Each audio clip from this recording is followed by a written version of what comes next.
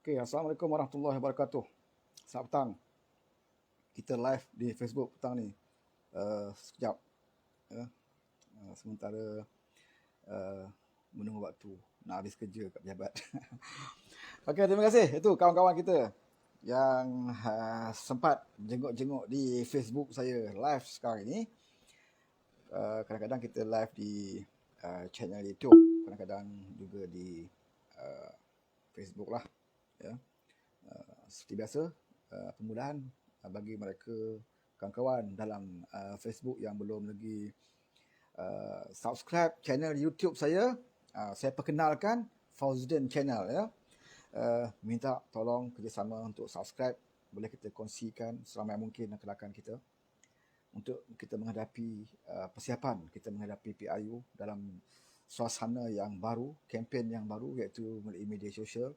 Jadi pentingnya untuk kita share semua rakan-rakan kita punya channel YouTube dan sebagainya lah. Share live kawan-kawan kita ya. Kerana inilah medium yang akan menjadi satu medium penting lah bagi menghadapi PRU yang ke-15. Okey, dalam suasana pandemik sekarang ini ya, penerangan melalui media sosial itu penting. Terima kasih Ahmad Sabri Ismail bersama kita, Beno Zairul, Firdaus Abdul Rahim. Siapa lagi tadi yang tak sempat saya nak baca. Okey, Syekh Faizal Berjandah. Berjandoh. Apa khabar Abang Wan? Lawan tak lawan dari Singapura. Oh, jauhnya Singapura. Singapura okey ya, Singapura stabil kan. Tahniah kepada Singapura yang keadaan politiknya amat stabil ya. Firdaus Abdul Rahim, salam informasi from Lambah Pantai. Okey, Nira Cempedak.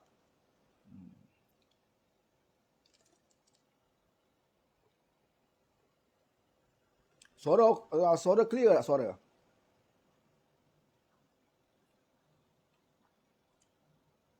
Saya harap suara okey lah ya. Sebab saya gunakan earphone petang ni. Tuan Yusri Haji Sawabi. Okey, selamat datang Tuan Yusri.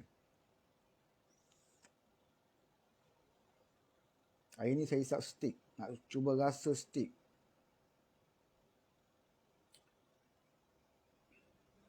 Orang kata isap stick boleh mencegah COVID. Betul ke?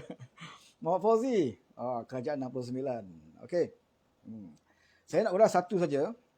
Berkenaan dengan banyak sangatlah komen daripada lebay-lebay daripada parti PAS ya. Sekarang ini nampaknya dia begitu dalam keadaan defend ya, dengan serangan-serangan yang bertalu-talu kepada parti PAS. Bukan kerana dia tu berada di pihak kerajaan, tetapi kita melihat bahawa suara parti PAS ini memang jauh sangat ya, berubah daripada yang kita kenali dululah. Kita pernah bersama PAS dalam Pakatan Rakyat. Jadi kita kena dedahkan kepada rakyat bagaimana PAS berpolitik, cara mereka sekarang ini ya, cara mereka sekarang ini, supaya tidak ada lagi rakan-rakan kita terutamanya orang Melayu, orang Islam yang terpedaya dengan propaganda PAS ya. Dulu kita lah yang berusaha sedaya upaya ya untuk mempertahankan perjuangan PAS ini ya, sebab kita yakin bahawa PAS berprinsip dan kita yakin bahawa apa yang PAS ingin perjuangkan itu betul-betul lahir daripada keikhlasan mereka ya untuk menegakkan Islam dan sebagainya. Tetapi bila dia tidak bersama dengan kita lagi ya, dia nak buat haluan sendiri kononnya ya, merasakan bahawa parti PAS boleh hidup bersendirian, nak jadi kingmaker dan sebagainya ya. Jadi kita biarlah mereka berjuang ya. Tetapi akhirnya ternyata bahawa mereka sendiri tahu bahawa perjuangan sendiri mereka itu gagal. Nak jadi kingmaker pun gagal. Akhirnya mereka memilih untuk jadi king joker, iaitu memperjuang berpolitik, perjuangan secara yang paling mudah sekali, iaitu bersama dengan mana-mana pihak saja yang ada kuasa. Yang penting mereka boleh kongsikan kuasa itu kepada parti mereka. Sebab itulah mereka, kita lihat kerajaan ini dipimpin oleh beberapa Perdana Menteri selepas pada PH ya, parti PAS terus memberikan sokongan pada kerajaan yang memerintah Ya. Sama ada kerajaan itu memerintah dengan cara demokrasi ataupun tidak, itu tidak penting bagi PAS. Ya.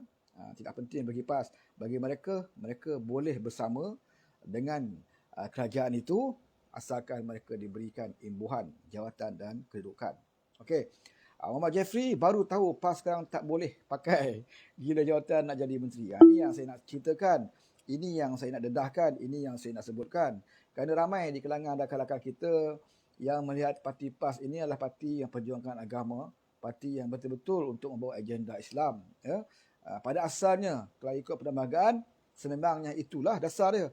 Ya, dasar PAS ini Al-Quran, hadis, ijma' ulama' dan qiyas. Ya. Tapi bila mereka sudah dihanyutkan dengan keduniaan, maka mereka lupa ya kepada Al-Quran, hadis, ijma' dan qiyas. Ya. Bahkan qiyas yang mereka gunakan selalunya adalah qiyas yang menguntungkan mereka. Ya. Macam-macam qiyas lah. Ya. Dengan contoh binatang lah, biawak, tupai, anjing, macam-macam istilah yang keluar. Kerana apa? Kerana nak pertahankan tindakan mereka itu. Sedangkan mereka tidak dapat menjawab ya, kepada para penyokong mereka, ya, apakah perjuangan yang mereka telah pun berikan, apakah jasa yang telah mereka berikan semenjak mereka menjadi kerajaan, sebahagian daripada kerajaan. Saya tak nampak apa perkembangan dasar Islam yang mereka bawa. Ya. Paling-paling tidak pun yang mereka suka anti sekarang ini Anwar Ibrahim. Bagi PAS ni no Anwar, no DAP. Dia sama macam UMNO jugalah. Ya. No Anwar, no DAP. Sama aja, hipokrit. Ya. Sampai sekarang mereka tidak boleh nak tunjukkan mengapa Anwar itu mereka anggap sebagai memusuhi Melayu, memusuhi Islam.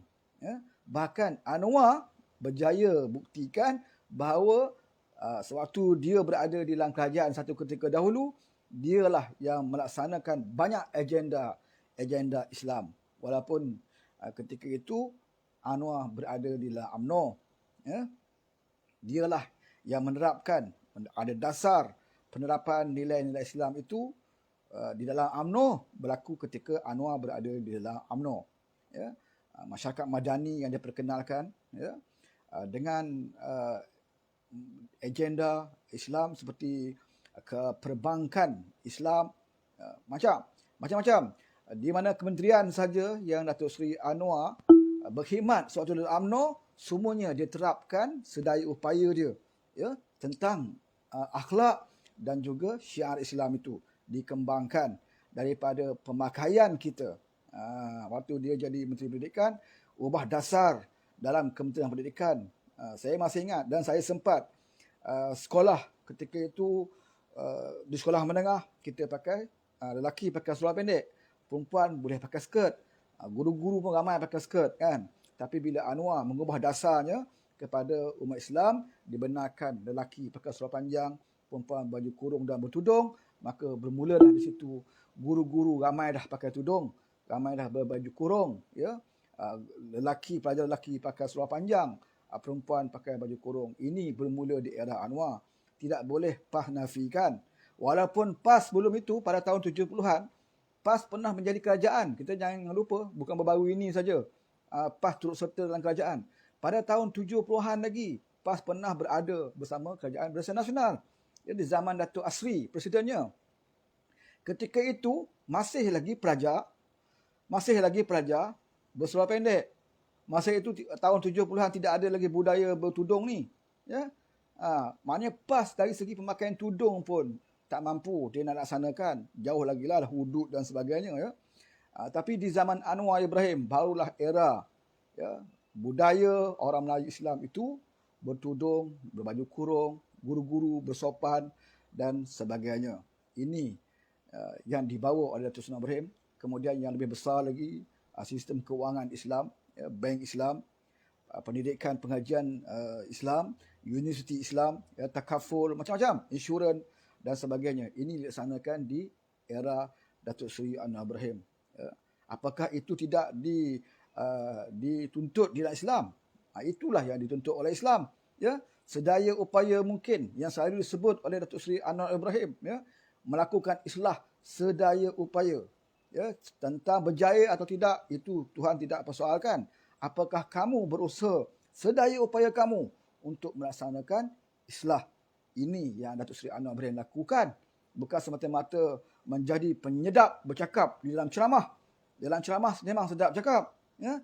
Kalau kita tengok penceramah-penceramah yang tidak ada melibatkan diri dalam politik, ya, tidak tahu macam mana nak melaksana, tapi boleh bercakap dari segi hukum, memang sedap kita dengar.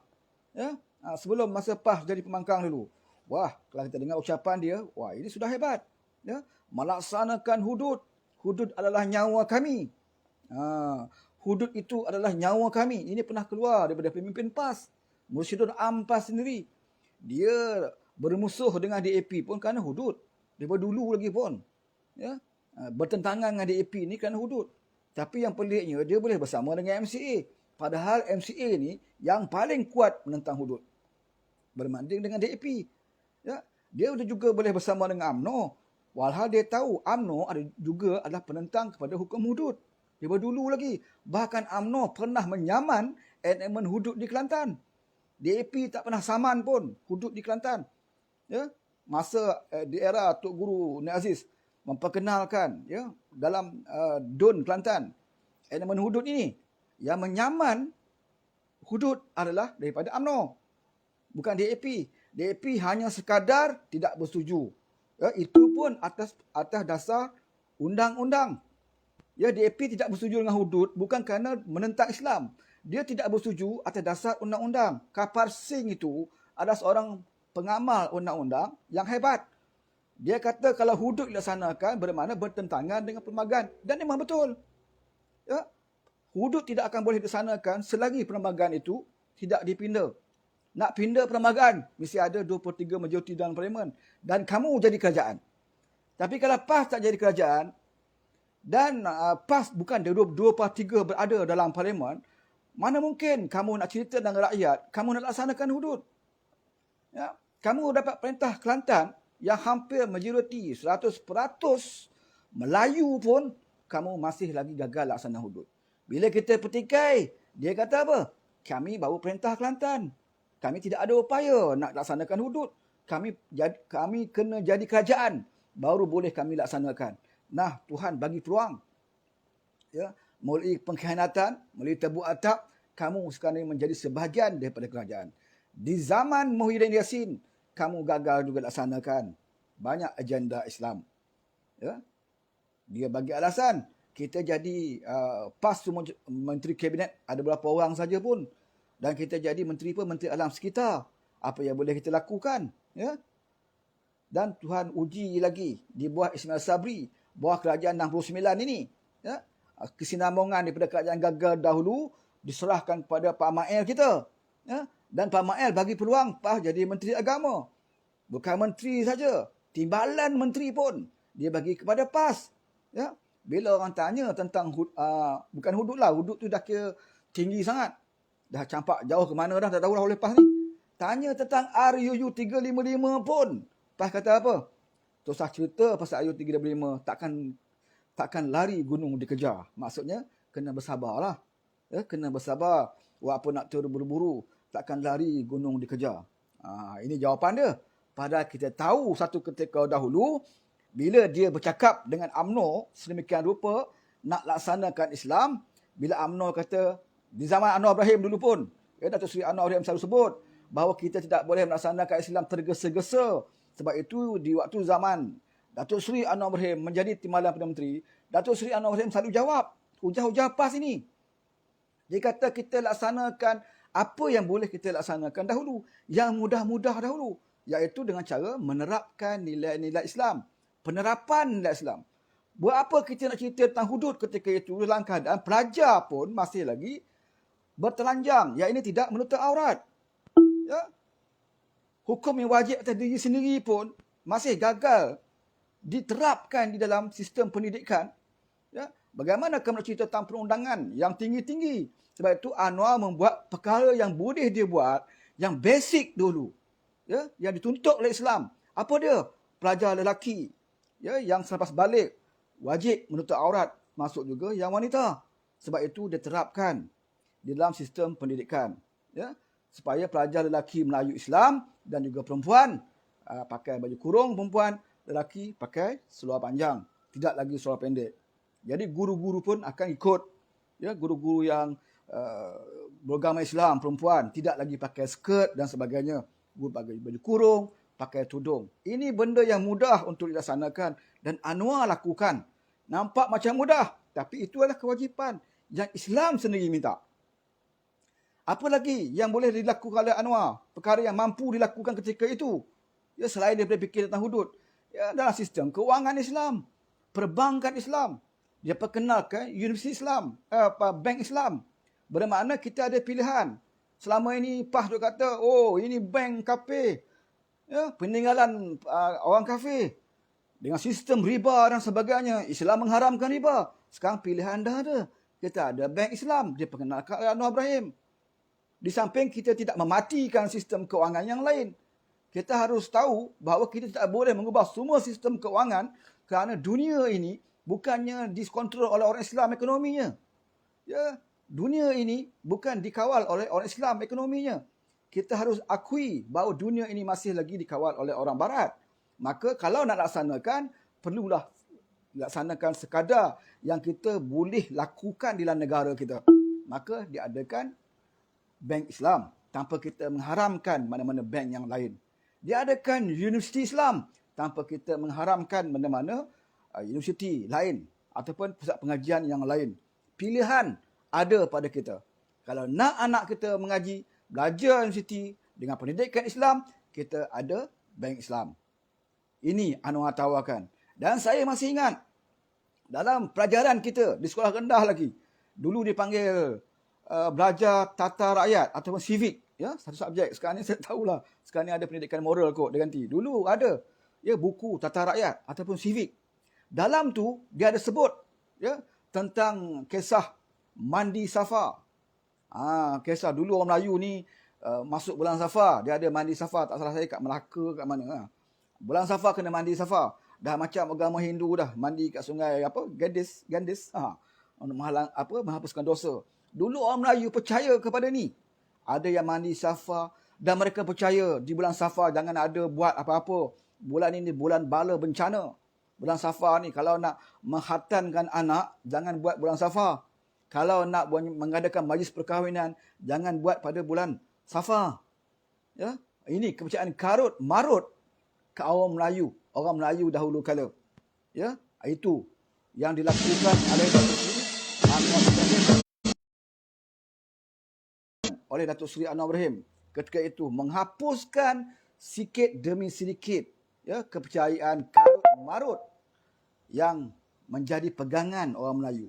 Maka dibuang subjek ataupun cerita tentang mandi Safar ini di dalam sistem buku teks sekolah, ya, buku teks sekolah, supaya anak-anak Melayu generasi baru tidak lagi kenal, tidak lagi tahu dan tidak lagi percaya kepada amalan mandi Safar ini. Ini yang dilakukan oleh Datuk Seri Anwar Ibrahim sewaktu di dalam kerajaan. Ya? Jadi tak perlu kita nak bercakap, berceramah, berapi-api tentang Islam, tetapi bila pegang kuasa, satu apa pun tak buat.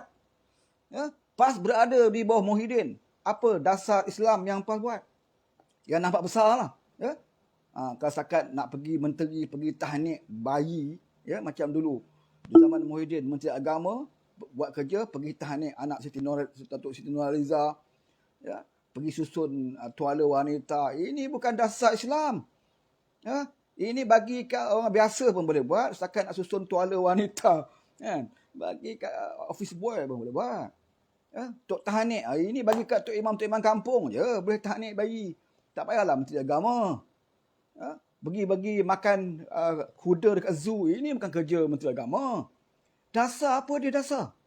Tapi bawah kajian PH, walaupun dalam PH itu, masa itu parti yang besar, keadilan, DAP dan amanah, ya, tetapi kita ada perancangan Menteri Agama ketika itu, Mujahid, ya, daripada parti amanah, daripada parti PAS.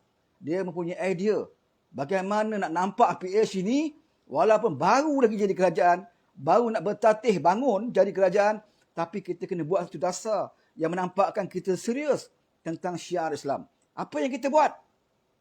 Kita ubah, ya, pergi menggunakan fardu haji. Dulu zaman UMNO BN ada kuota untuk menteri. Menteri ini automatik ada kuota untuk pergi Mekah. Ya, dengan kuota menteri inilah yang menjadikan ramai orang yang menyimpan di tabung haji ni menunggu. Ya, queue dia begitu lama untuk nak pergi ke Mekah. Sampai ada yang tak sempat ke Mekah meninggal dunia. Ya, nak tunggu begitu lama. Tapi menteri ketika itu ada kuota. Ya, mereka boleh gunakan kuota itu, mereka boleh jual kuota itu, boleh bagi kepada keluarga mereka. Berapa ramai menteri yang ada hak keistimewaan ketika itu. Bila kita jadi kerajaan, sistem kuota untuk nak pergi menunaikan haji, ya, di Mekah ini kita hapuskan. Apakah kita hapuskan itu bermakna kita anti-Islam? Apakah kita hapuskan ini, PH ni dikawal oleh DAP, sebab itu dibuang kuota menteri pergi haji? Apakah itu maksudnya kita tak suka berislam? Tidak, Islam itu adalah keadilan. Keadilan itu kewajipan bagi Islam. Sebab itu kena berlaku adil. Jangan kamu jadi menteri, maka kamu boleh potong orang lain yang begitu lama nak tunggu pergi Mekah. Kenapa? Kerana kamu menteri. Dan sebab itu kita buang. Kena adil. Ini yang kita laksanakan di bawah PH. Maka kuota itu kita hapuskan, maka ramailah yang selama ini menunggu begitu lama dapat berpeluang pergi menunaikan fardu haji. Di bawah PH hanya dibenarkan Menteri Agama saja.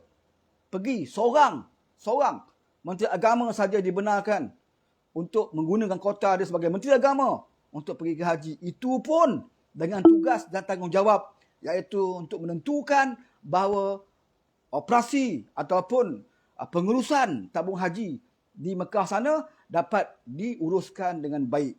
Sebab itu zaman PH, kali pertama Mujahid yang menjadi wakil kerajaan, menteri yang bersama menguruskan tabung haji di Mekah. Kemudian bergelir, ya, Mujahid tak pergi, timbalan dia, Wabli Fauzah Saleh, menemani, ya, rombongan tabung haji untuk menguruskan jemaah-jemaah haji di Mekah. Itu saja menteri yang pergi. Ya, selama 22 bulan. Itu saja menteri yang menguruskan tabung haji. Kita tak bawa ramai-ramai menteri pun. Ya, ada orang tanya, zaman tu kenapa Wan Azizah pergi? Anwar Ibrahim pergi? Mereka tak tahu. Mereka pergi bukan atas dasar kapasiti menteri kabinet. Mereka pergi persendirian. Mana-mana menteri yang nak pergi persendirian, okey, tak ada masalah. Tanpa mereka memotong, ya, orang yang menunggu giliran nak pergi haji ni. Tanpa mereka menggunakan kuota. Mereka ada duit. Mereka banyak duit. Pergilah secara sendirian. Tidak ada masalah. Sebab tu Datin Wan Azizah pun boleh pergi. Bersama dengan Datuk Seri Anwar Ibrahim ketika itu. Dia tak gunakan kuota kerajaan. Ni ramai kata, Wan Azizah boleh pergi. Ya, dia gunakan sendiri. Duit dia sendiri. Dengan Datuk Seri Anwar Ibrahim pergi. Ya. Yang menggunakan kuota ketika itu hanya Menteri Agama. Kemudian masuk yang kali kedua, timbalan Menteri Agama yang pergi. Tak ada menteri lain pun yang menggunakan kuota. Ya. Dan penjimatan di bawah zaman PH juga kita lakukan. Kerana dalam Islam, berjimat tentang kewangan itu dituntut. Dan apatah lagi kita mengambil alih kerajaan dalam keadaan kewangan yang teruk. Jadi kena berjimat. Maka kita ada dasar. Mana-mana ahli parlimen yang jadi menteri, mereka tidak berhak mendapat allowance ahli parlimen. Kerana mereka ada allowance menteri mereka. Mana mereka kena pilih satu allowance saja. Sekarang ini mereka banyak. Ya? Zaman dulu kalau jadi menteri, mereka dapat allowance menteri lagi. Allowance ahli parlimen pun mereka sapu. Ini semua duit rakyat. Di bawah PH, kita mengamalkan dasar jimat cermat. Kerana ini adalah tuntutan Islam. Dituntut oleh Islam. Berjimat cermat, apatah lagi duit itu adalah duit rakyat. Maka sesiapa saja di kalangan ahli parlimen bawah PH yang jadi menteri, mereka hanya dapat satu allowance saja. Kalau mereka jadi menteri, maka mereka makan allowance menteri semata-mata. Mereka tidak boleh ambil allowance ahli parlimen. Kalau ahli parlimen, okey, dia tak jadi menteri. Dia makan allowance parlimen. Inilah yang kita laku zaman PH. Ya, ini yang kita laku zaman PH. Selain daripada menghapus kuota untuk pergi Mekah, kita menguruskan apa tu? Kita memaskinikan, ya? Kita overhaul tabung haji itu. Ya, tabung haji. Yang masa kita pembangkang, kita tegur tabung haji berlaku penyelewengan. Kita bukan sekadar menegur dalam pembangkang, menegur membuta tuli. Bahkan bila kita pergi kerajaan, kita perbaiki apa yang kita tegur itu. Sebab itu kita overhaul tabung haji. Ya, sampai ke peringkat kita cuci habis. Ya. Masa itulah berlaku hibah yang rendah. Maka ramai bising, oh PH pemerintah hibah rendah. Ya, memang rendah lah pasal kita dah overhaul semua. Ibarat macam kita cuci motor. Ya, motor dah lama. Exhaust motor. Bila kita cuci, kita korek-korek, memang banyaklah kotoran yang keluar. Ya, arang-arang dia hitam-hitam habis keluar. Tetapi selepas itu kita akan dapat perjalanan yang lancar, yang baik. Sebab itu selepas kita buat pengurusan tabung haji semula, kita kemaskinikan balik tabung haji semula, ya, daripada mula hibah yang rendah kemudian semakin meningkat sampailah hari ini. Akhirnya diakui sendiri oleh kerajaan yang mengkhianat itu bahawa pengurusan tabung haji berjalan dengan baik. Diakui sendiri oleh Menteri Agama ketika itu, iaitu Menteri Wilayah Persekutuan, ya, bekas mufti wilayah yang jadi Menteri Agama, dia sendiri mengakui bahawa tabung haji dalam pengurusan yang baik. Setelah apa? Setelah kerajaan PS berjaya mensucikan, ya, tabung haji dengan telus. Kita juga cucikan apa yang berlaku dalam lembaga tabur Angkatan Tentera. Ya, beberapa perkara yang dilakukan ketika itu yang tak betul, ya, pemberian dividen dan sebagainya. Kita perbaiki balik. Ya, kita perbaiki balik semula, dan bila kita baiki tentulah turun sedikit sebab kita nak balik kepada zero pengurusan daripada mula. Sebab kita nak lakukan perubahan ni bukan sedikit. Kita nak berlaku perubahan ni menyeluruh, ya, lembaga tabung Angkatan Tentera kepada tabung haji. Ya. Kalau dulu betul zaman Najib hibah tinggi, ya, hibahnya tinggi. Bila PH perintah jatuh ke bawah, rupa-rupanya kita bagi tahu kepada rakyat dulu hibah tinggi. Sebab apa? Bukan kerana tabung haji berniaga untung, bukan kerana saham tabung haji itu untung, tetapi dia membayar hibah dengan menggunakan duit pendeposit penyimpan tabung haji. Ya, sedangkan ini bertentangan dengan undang-undang tabung haji itu sendiri, bahawa sebarang pembayaran hibah mestilah bergantung kepada prestasi pelaburan, perniagaan yang dijalankan oleh tabung haji. Untung banyak, maka tinggilah hibah. Kalau tak untung, maka rendahlah hibah. Yang pentingnya pendeposit menyimpan duit dalam tabung haji bukan kerana niat mereka untuk mendapatkan hibah yang tinggi. Kalau mereka nak masuk tabung haji hanya semata nak dapatkan hibah ataupun dividen yang menguntungkan, lebih baik mereka masuk dalam Amanah Saham Bumiputera ataupun Amanah Saham Nasional. Itu tempat pelaburan yang sebenar. Menyimpan tabung haji, nawaitu kena betul. Iaitu kamu menyimpan duit kamu dengan niat untuk pergi ke Mekah. Tentang ada rezeki dapat dividen dan sebagainya, itu terpulang kepada pengurusan tabung haji. Mereka untung, mereka bagi kamu dividen. Mereka rugi, mereka tidak akan bagi kamu dividen. Tetapi duit simpanan kamu tidak akan berkurangan. Itu yang sebenarnya.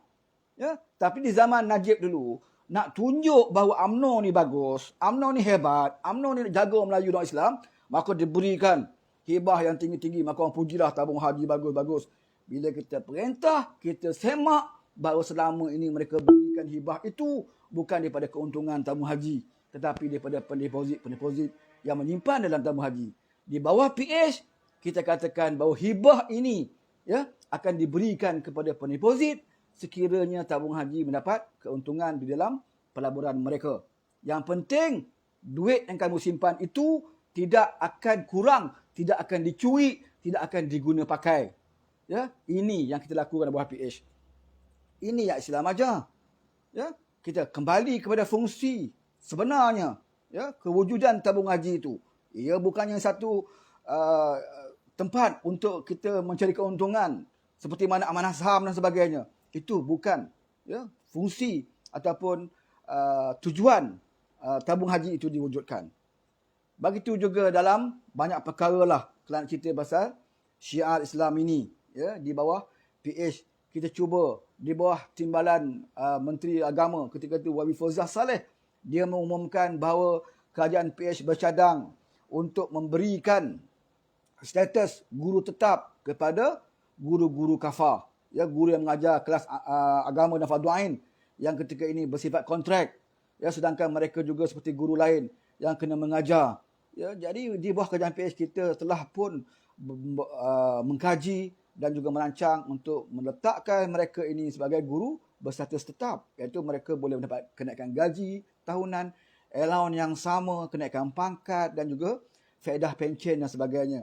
Tetapi malangnya kerajaan kita dikhianati, maka yang nak letakkan guru kafar menjadi tetap ini tidak dapat kita laksanakan walaupun dah disebut di dalam parlimen.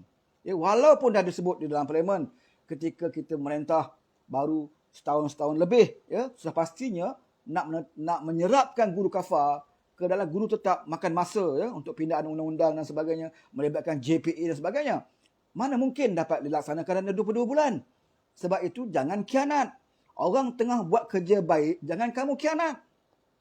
Bila kamu khianat, apa sahaja perancangan yang baik untuk rakyat, perancangan baik untuk agama itu akan terhenti oleh akibat pengkhianatan kamu. Kalau kamu ambil balik kerajaan dengan cara yang khianat, kalau kamu boleh buat lebih baik dari PH, tak apa. Masalah yang kamu buat langsung kamu tak boleh buat. Yang baik langsung kamu rosakkan di bawah PH. Bawah PH, Menteri Keuangan dia siapa? Lim Goh Eng. Lim Goh Eng ni Islam atau tidak? Bukan, dia bukan Islam. Dia Kristian. Dia daripada mana? Daripada DAP.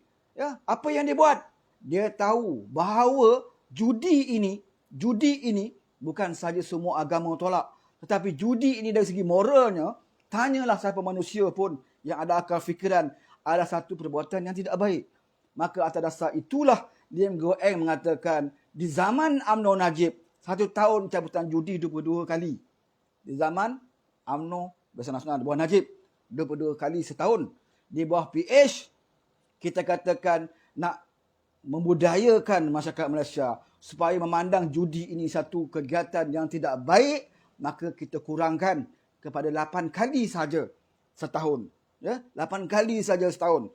Siapa yang kurangkan? Bukannya menteri daripada keadilan atau amanah, menteri daripada DAP. Lim Goh Eng yang kamu katakan ini musuh Islam, ini anti Melayu, ini anti raja. Ya, ini nak memusnahkan Islam. Menteri inilah atas kuasa dia, Menteri Keuangan. Dia menurunkan 22 kali setahun kepada 8 kali. Kalaulah Lim Goh Eng ini memikirkan tentang kaum dia, kita pun tahu kebanyakan kedai-kedai judi, syarikat judi dan sebagainya, semua dia monopoli oleh kaum asing. Orang Cina, ya, banyaknya orang-orang Cina yang bukan Islam. Mereka jadi token-token judi yang besar. Kalau Lim Goh Eng memikirkan untuk selamatkan mereka-mereka ini, sudah pasti Lim Goh Eng tak buat apa-apa. Tapi itu bukan isu. Bagi Lim Goh Eng, judi ini akan merosakkan bukan sahaja orang Melayu, bukan sahaja merosakkan agama Islam, tetapi judi ini juga merosakkan semua kaum, semua agama. Menjadikan rumah tangga mana-mana kaum dan juga agama itu akan jadi hancur kalau judi ini menjadi budaya dalam sebuah keluarga. Sebab itu Lim Goh Eng bertanggungjawab untuk mengurangkan judi ini daripada 22 bulan kepada 22 kali kepada 8 kali setahun. Bila kita umumkan bahawa PH telah mengurangkan judi 22 kali kepada 8 kali, apa kata lebay ketika itu? Dia kata apa? Walaupun sekali. Ya, kurangkan 8 kali buat apa? Walaupun sekali judi tetap judi, haram tetap haram. Tengok, waktu itu dia jadi pembangkang. Kita dah kurangkan, sepatutnya bersyukurlah. Ya, bertakbirlah, takbir. Sepatutnya begitu. Ya, tapi tidak. Dia kata, alah 8 kali. Judi tetap judi, walaupun sekali. Tak boleh. Ya. Okey, tak apalah. Kita tak pedulikan dia. Kita tahu. Ya, apa lagi modal yang dia nak buat. Dia nak cari kes-kes rasuah, tak ada. Ya, dia pelekeh yang itulah. Dia pelekeh kerja Lim Goh Eng ni. Ya. Bila dia memerintah bersama dengan kerajaan Muhyiddin, sampailah kerajaan hari ini, ya, yang kita buat 8 kali itu, kita ingatkan dia dapatlah jadi kurangkan. Kalau tak hapuskan pun, paling tidak kurangkanlah. Ya. Kalau dalam PH, daripada 22 kali, kita kurang kepada 8, sepatutnya bila lebih sebahagian daripada kerajaan, daripada 8 itu, jadi kepada 4. Sepatutnya. Tetapi apa saudara? Dia kembalikan semula kepada 22 kali setahun. Ya? Dia kembalikan semula kepada 22 kali setahun. Di bawah kerajaan mana? Kerajaan Melayu Islam ni lah. Kerajaan Melayu Islam ni. Ya? Rupanya lagi teruk pada DAP. Perangai mereka bila dapat kuasa. Ya? Maka walau nak kata apa? Takbir jugalah. Ya, wah ini kejayaan kerajaan Melayu Islam sebab kita berjaya meningkatkan judi daripada 8 kali kepada 22 kali setahun. Saudara, ini mainan politik. Sebab tu saya katakan bahawa parti PAS ini adalah parti politik. Tak ada bezanya dengan parti DAP. Beza dia cuma hanya dari segi akidah. Ya, Presiden PAS itu Islam, ya, DAP itu bukan Islam. Itu saja. Dalam parti DAP pun ada orang Islam. Ya. Ya, sebab itu saya katakan bahawa bila dah Tuhan uji mereka jadi kerajaan, mereka tak mampu buat. Ya, mereka tak mampu buat. Sedangkan tak perlu nak pegang menteri agama pun. Ya, kalau nak laksana kat Islam ni, tidak perlu jadi menteri agama. Kamu boleh terapkan ya cara penerapan Islam itu. Seperti mana Datuk Seri Anwar Ibrahim. Datuk Seri Anwar Ibrahim tak pernah jadi menteri agama. Ya, waktu dalam UMNO dulu pun. Dia tak pernah pegang pun menteri agama. Dia jadi menteri belia dan sukan. Dia pernah jadi menteri pertanian. Dia pernah menjadi menteri jabatan Perdana Menteri. Dia pernah menjadi menteri keuangan. Dia tak pegang menteri agama. Tetapi mana kementerian yang dia buat? Ya, pendidikan terutamanya. Dia telah berjaya menerapkan nilai-nilai Islam di dalam sistem pendidikan negara. Ini yang Datuk Seri Anwar Ibrahim buat. Ya, tak perlu tunggu. Ya, tak macam lebay. Bila kita tanya kenapa tak buat ini, kita tak pegang jawatan Menteri Agama. Dah bagi jawatan Menteri Agama. Bagi timbalan pun Menteri. Daripada parti lebay juga. Tak boleh buat. Bila kita tanya bila RU nak buat, jangan kejar. Jangan jangan takkan lari gunung dikejar. Ya? Tapi kita masih ingat dulu. Ya? Siapa yang kejar gunung? Kalau tak Haji Hadi. Ya? Bergegas-gegas berlari-lari dia dengan serban dan jubah dia nak bawa RU 355 ni. Ya? Bukan melalui parlimen, bukan melalui perbincangan parti pun. Dia bawa private member bill. Usul persendirian. Dia seorang bawa. Ya? Berlari-lari dia mengejar gunung. Nak bawa RU 355. Bila sampai ke parlimen, nak minta bahas, tangguh. Bila kita pemangkang, ya, DAP pun minta bahaslah. Kita bukan nak tentang, tapi kena bahas. Bukan boleh kamu masuk dalam parlimen, bawa usul, terus paksa ahli parlimen setuju. Tak boleh. Kamu kena bahaslah. Kalau kamu rasa RU 355 ini boleh memantapkan Islam, kamu kena bagi hujah dalam parlimen. Supaya dapat meyakinkan ahli parlimen bahawa ini adalah yang terbaik. Maka orang boleh sokong. Tetapi kalau kamu bawa RU 355 tanpa nak dibahas, mana mungkin orang nak sokong? Sebab itulah ada ustaz daripada utara. Ya? Ustaz mana tak tahu? Saya lupa nama dia. Ada ustaz dari utara, dia sebut, ya, masa RU 355 ni, dia kata saya dah jumpa dah Kak Wan, Presiden Keadilan. Saya jumpa dengan Kak Wan, saya bagi tahu, saya nasihat Kak Wan, kalau dekat parlimen nanti, kalau speaker tanya siapa yang nak sokong RU 355, Kak Wan kena sokong, dia kata. Sedap ustaz ni cakap dalam masjid ni. Ustaz lebay ni. Ya, tebal serban dia saudara. Dia nasihat Kak Wan. Kak Wan, kalau kat parlimen nanti, bila speaker cakap siapa yang nak sokong RU 355, Kak Wan kena sokong. Kalau Kak Wan tak sokong, nanti sebaik saja Kak Wan tidak menyokong, membantah RU 355 ini, ditakdirkan Kak Wan mati, kami akan tanam jirat. Tentu sekali dia orang berpolitik RU 355 saudara. Bukan bercakap langsung khabar, bercakap dalam masjid. Orang lawan menganga mulut. Ya, menganga mulut. Tak sokong RU 355 dalam parlimen, boleh tanam jirat. Bila kita kata PAS ni suka mengkafirkan orang, dia kata, mana ada pernah PAS kafirkan orang? Ya. Tapi dengan ayat ustaz ini, secara tak langsung, dia mengkafirkan orang. Mana ada orang Islam masuk jirat? Masuk jirat ini orang kafir. Ha? Jadi automatik lah dia kata Kak Wan, kalau tak sokong, kalau Kak Wan mati, masuk jirat lah. Maknanya mengkafirkan lah. Dikiaskan kepada kafir. Mati kafir. Ini yang saya katakan, lebay ni, bila tak setuju dengan dia, dia suka mengkafirkan orang. Ya? Tapi bila kita cakap dia suka kafir, dia berlindung. Sama lah macam amanat Haji Hadi dulu. Dia kata, mana dalam amanat kita kafirkan UMNO? Tak ada pun. Baca balik amanat Haji Hadi, dia kata, mana ada kita sebut UMNO kafir? Tak ada. Tapi kalau saudara baca betul-betul amanat itu, ya, dia menjurus atau mengkiaskan kepada menolak, ya, bersetuju dengan perlembagaan penjajah itu adalah orang kafir. Ya. Percayalah saudara, Kita menentang UMNO Barisan Nasional bukan kerana nama dia UMNO Barisan Nasional. Kita menentang mereka kerana mereka mengekalkan perlembagaan penjajah, perlembagaan kafir. Menentang mereka adalah jihad. Dan sekiranya kita mati dalam perjuangan menentang puak-puak ini, maka mati kita adalah mati syahid. Takbir, kata orang. Kalau disebut puak-puak ini itu apa? Puak-puak ini itu tentulah UMNO Barisan Nasional. Sebab dalam mukadimah itu dia hanya merujuk kepada UMNO Barisan Nasional. Dia tak sebut DAP pun. Bermakna menentang puak-puak ini bermaksud menentang puak-puak UMNO Barisan Nasional. Menentang mereka adalah jihad. Kalau mati menentang mereka, matinya syahid. Ya? Sekarang ni macam mana cerita? Sekarang ni kamu berselimut dengan puak-puak tu. Ya? Nak apa hukum ni lagi ni? Ya? Syahid ke? Ataupun hukum sudah berubah. Kalau dulu menentang mereka itu jihad, apakah sekarang ini hukum telah berubah bersama dengan puak-puak ini adalah jihad? Apa yang berubah? Kalau dulu dia menentang UMNO Barisan Nasional kerana perlembagaan itu dikatakan perlembagaan kafir, perlembagaan taghut, perlembagaan tidak berubah. Daripada zaman fatwa Haji Hadi sampai hari ini, perlembagaan Malaysia tidak pernah berubah. Ya, masih lagi perlembagaan yang sama.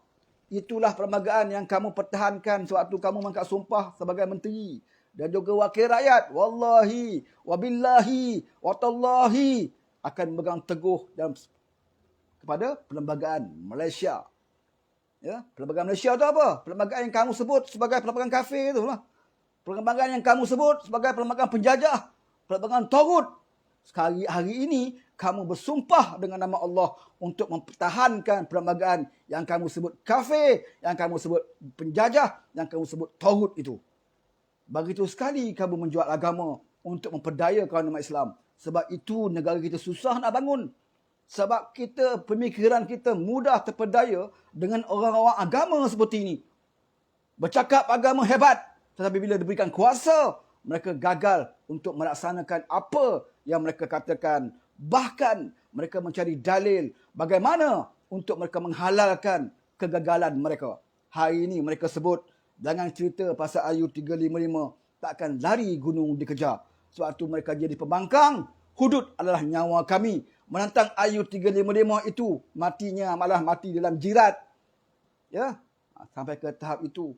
Ya, bawa ke parlimen Ayu 355 tak dibahas, tak minta tangguh, minta tangguh sampai 2-3 kali dalam parlimen.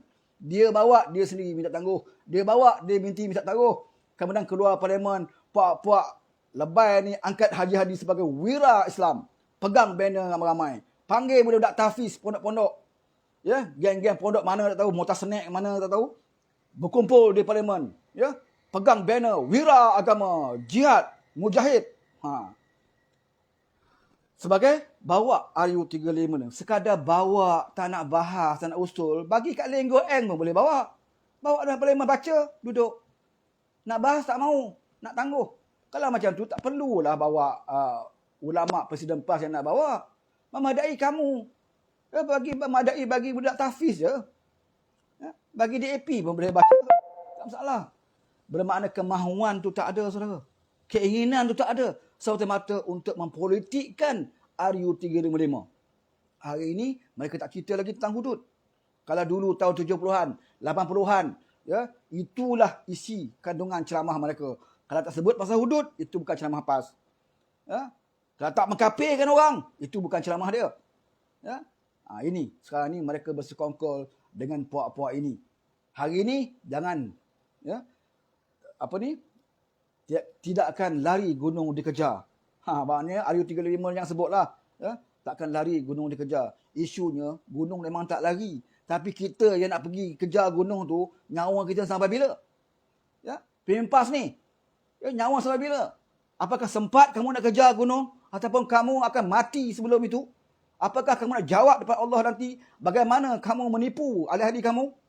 Ya, bila kamu ada kuasa, apa kamu buat? Bila tak ada kuasa, kamu kata inilah nyawa kami. Inilah perjuangan kami.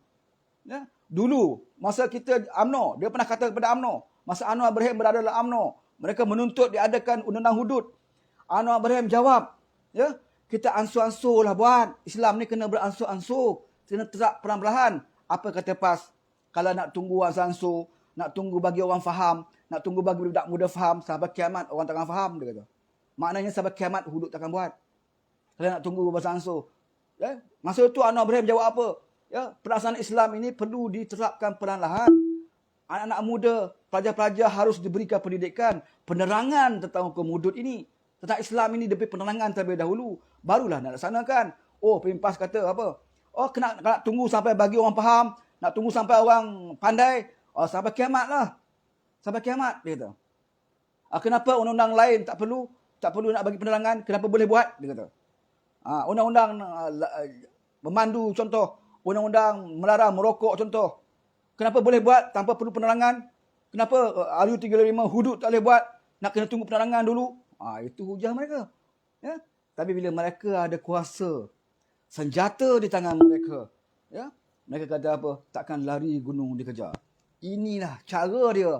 Orang PAS nak menyesatkan, ya, nak mengelirukan pengikut-pengikut mereka. Sebab itu saya nasihatkan orang PAS, ya, yang belajar agama sepatutnya kamu lebih tahu. Kamu lebih tahu tentang ini. Ya, kalau kita dengar ceramah Ustaz Azhar Idrus pun dah tak bisa dah sekarang ni. Dulu kalau ceramah Ustaz Azhar Idrus ni bisa.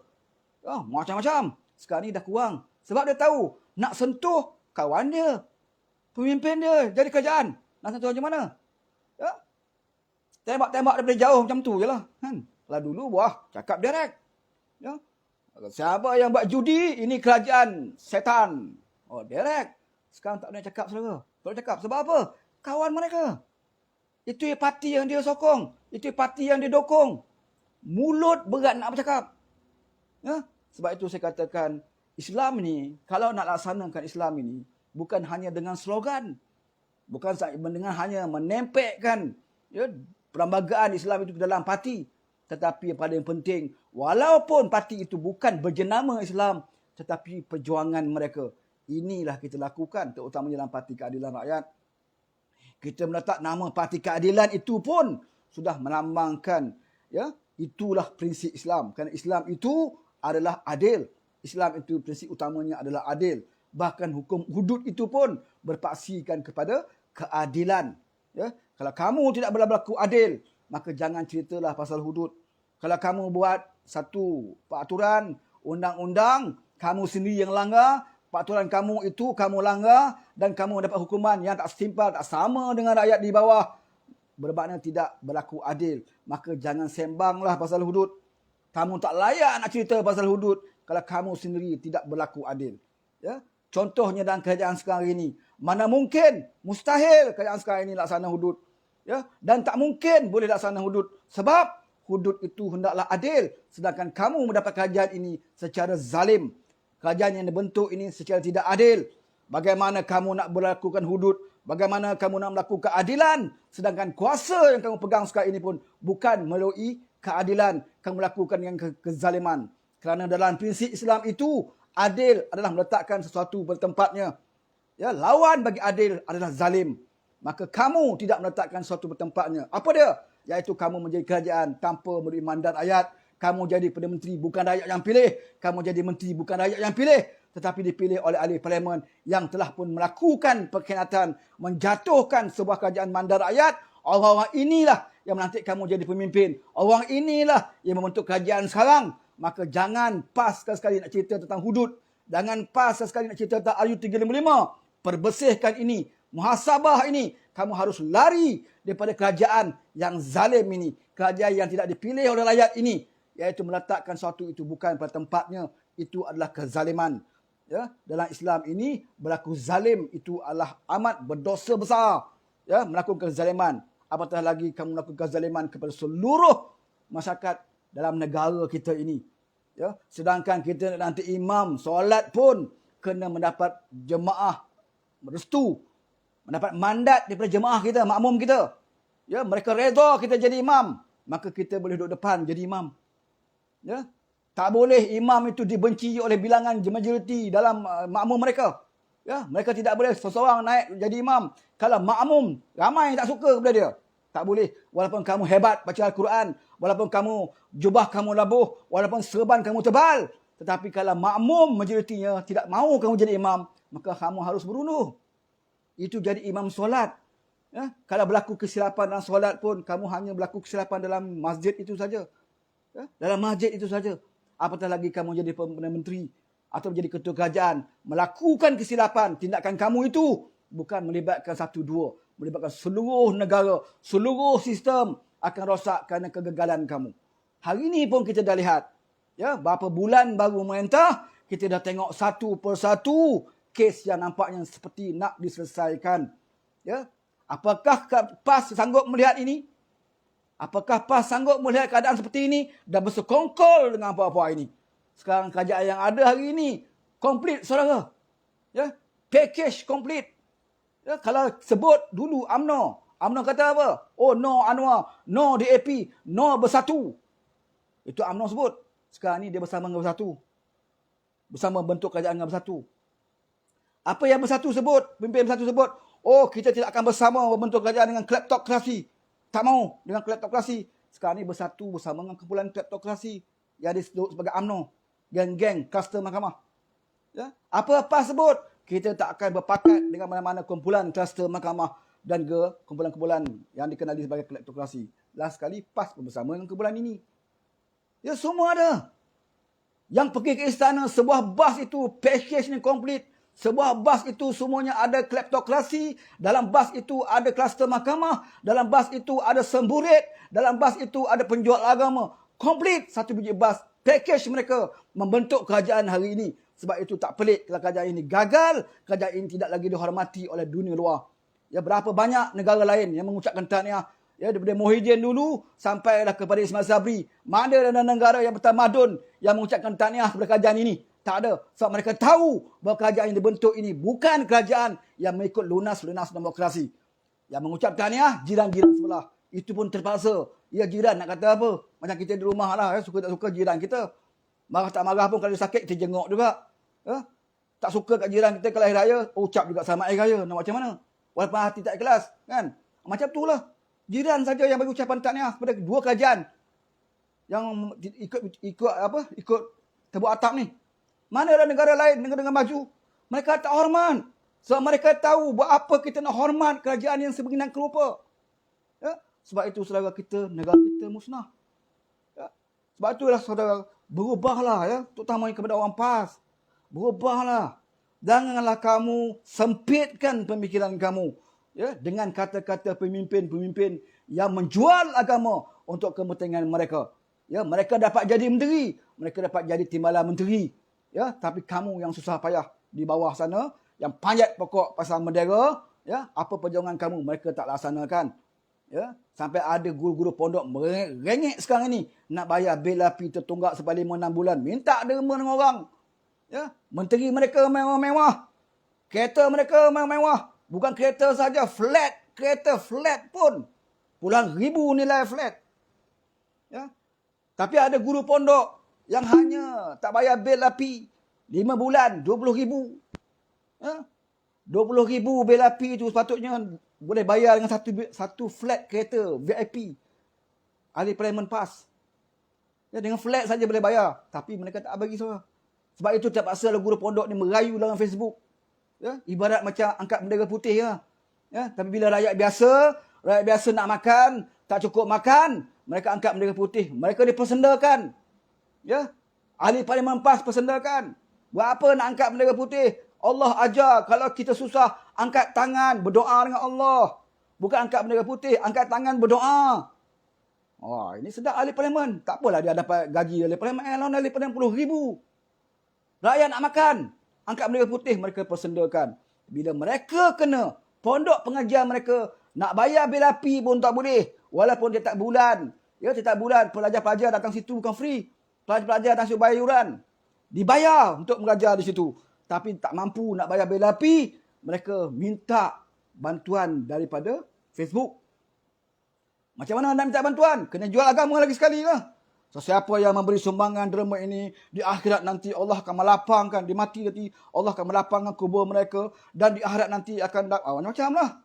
Ya? Maka orang pun bagi derma. Tidak ada masalah. Kita tidak mempertikaikan orang yang memberi sumbangan. Kalau dia ikhlas, memang Allah akan memberi pembalasan kepada mereka. Yang kita pertikaikan sikap pemimpin PAS ini.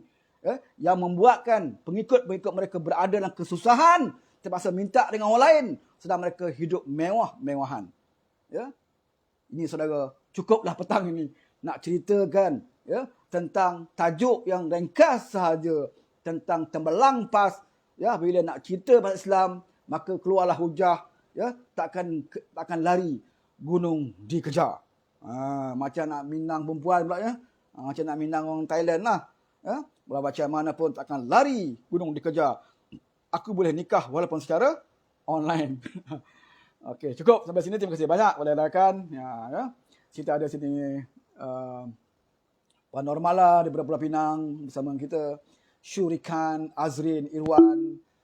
Siapa lagi yang tak sempat saya baca sini? LK Wong ada juga. Muhammad Ali Hasan, Abdul Rahman, Muhammad Nordin, Amrin Hanor, Jamal Bau. Jamal Bau. Ni kaki nyanyi ni.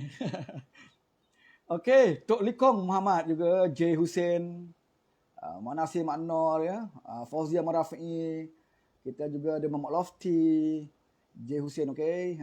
Anat Anaki, Harry Ibrahim, Muhammad Arifin Wahid, Muhammad lagi siapa tu? Zainuddin Mak Kiram, Fatih Al-Nursi, Harapan PB, Abang Cik Rams, LK Wong, Khairul Azhar, Mawardi, Cik Aziz, Haji Abdul Khalid, Lahir Empulan. Ramai lagi lah ni ya. Tak sempat saya nak baca ni. Saslina Alwi daripada Simpang Petang Jelebu, Syekh Faizal Berjandoh. Okey. Cukup sampai sini. Kalau insyaAllah kalau ada kelapangan, ada isu yang boleh kita ulas, kita akan ulas lah. Ya. Okey. Terima kasih kepada yang share, terima kasih kepada yang like, dan bagi mereka yang belum lagi subscribe channel YouTube saya, ya, mohon kerjasamalah ya untuk berikan sokongan. Ya, Faris Izham juga bersama kita. Terima kasih banyak. Okay, Assalamualaikum bang katanya. Dari Penang, lawan tak lawan. Waalaikumsalam. Ni orang Penang juga ni. Sama dengan rakan kita tadi, Normala, ya. Cikgu Mala, Azrin Irwan, LK Wong, Fatul Al-Nursi, Saslina Alwi. Saslina Alwi, salam dengan Abang Ismail. Lama tak jumpa Abang Ismail kita. Okey, cukup sampai sini. Terima kasih banyak. InsyaAllah kita jumpa lagi. Ya. Jika ada terkasar bahasa, terlepas kata, saya mohon maaf, ribuan kemaafan kepada anda semua. Assalamualaikum. Bye-bye.